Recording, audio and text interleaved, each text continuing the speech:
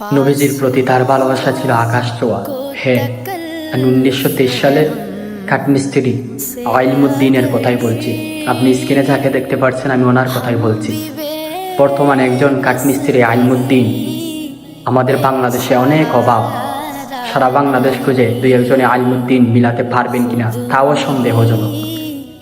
1923 সালে যখন একজন গুস্তাখে রাসূল তার বইয়ের নাম প্রকাশ করলো রঙ্গিলা রাসূল নামে, ইলমুদ্দিনের কাছে যখন এই খবর পৌঁছালো তার ভিতর চিত্র হয়ে গেল, আমার রসুলকে নিয়ে এভাবে কটূক্তি করব।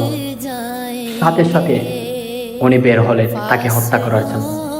কোনো কথা নেই, কোনো আওয়াজ নেই, ওনাকে কতল করে ফেলেছে। কতল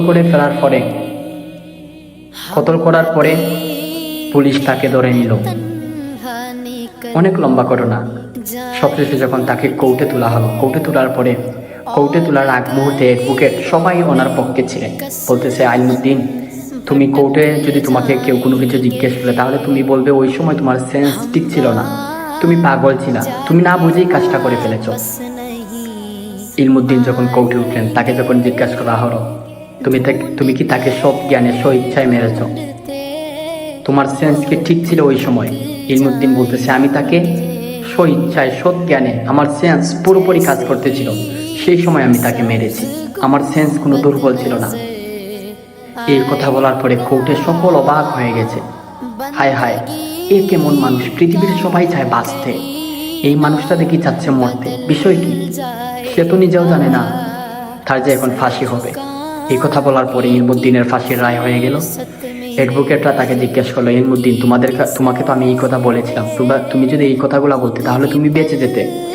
ইলমুদ্দিন বলতেছেন, তোমরা যেই কথাগুলো বলেছো আমি জানি সেই কথাগুলো বললে আমি পার পেয়ে যেতাম, কিন্তু আমি যা দেখেছি তোমরা তা তো দেখো নাই। আমার চোখে যা ধরা পড়েছে তোমাদের চোখে তা ধরা পড়ে নাই।